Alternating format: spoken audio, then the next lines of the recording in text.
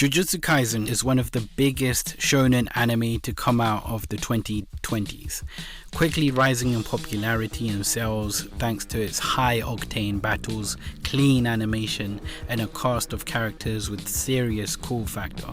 It allows Yuji Itadori, a high schooler who stumbles into this world of Jujutsu sorcerers after swallowing a cursed object, one of the fingers of Sukuna, the king of curses.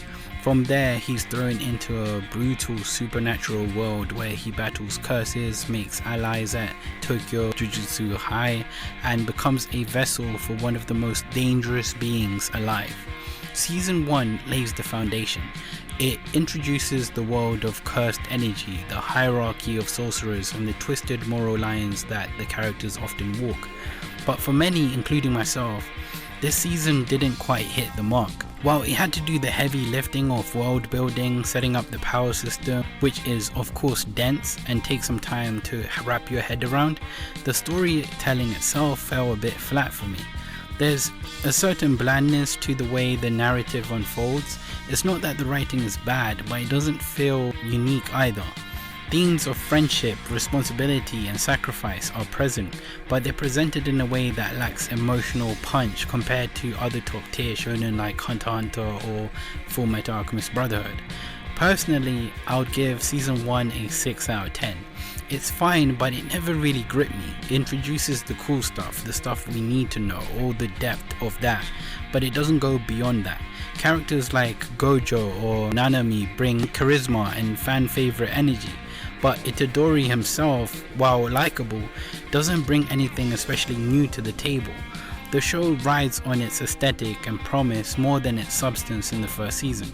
Season 2 for me is where JJK levels up. Right from the hidden inventory / premature death arc, we dive into Gojo's past, see a more emotionally grounded story take shape. It's darker, more mature, and the stakes feel heavier. Fans and critics online widely praise the Shibuya incident arc as one of the best in modern anime, and for good reason.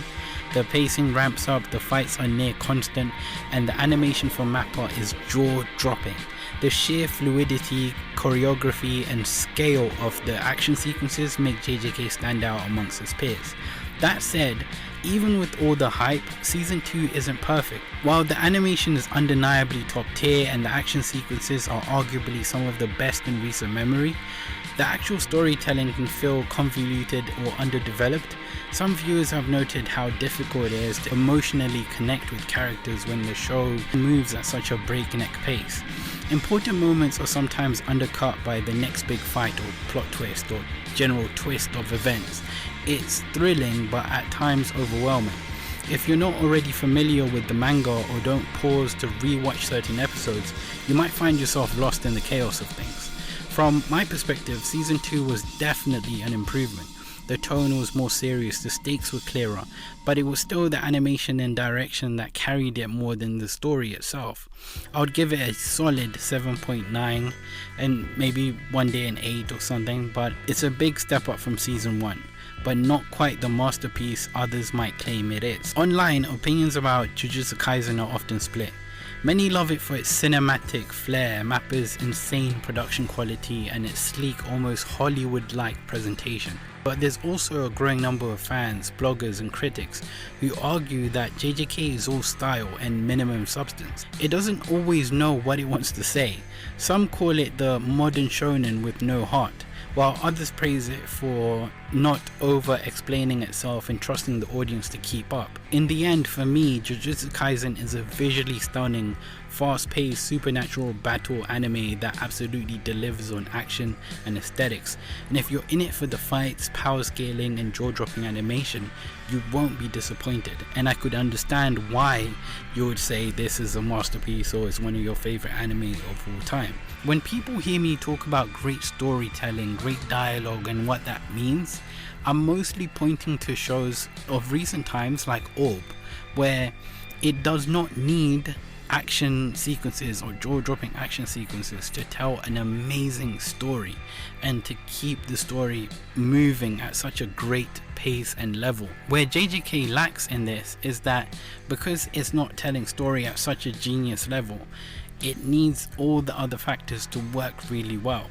And for someone that hasn't critiqued anime or hasn't watched a lot of anime or whatever, I would understand why this could be your favorite show, because you probably wouldn't understand the difference between good and great, because there hasn't been much given to you anyway. But for someone like me that has watched a lot of anime and have critiqued some of the best anime ever made in history, something like this cannot be a true masterpiece. And that's why I say the things that I say. To me, a masterpiece is when a show, season on season, is really good. Now, it could have a few episodes that are not that good or they drag, but season on season, a masterpiece is usually great. And if it only has 1 or 2 seasons, those seasons are usually really, really good. Anyway, I hope you enjoyed this video, and if you did, check out all the other reviews that we have on this channel. I'm trying my best to make sure that you get some of the greatest anime reviews that are put out on the internet ever. So we're working really hard to give you not only the current anime that's coming out, but also anime that I think a lot of people may have skipped out on or is not talked about much. Alright guys, thank you so much.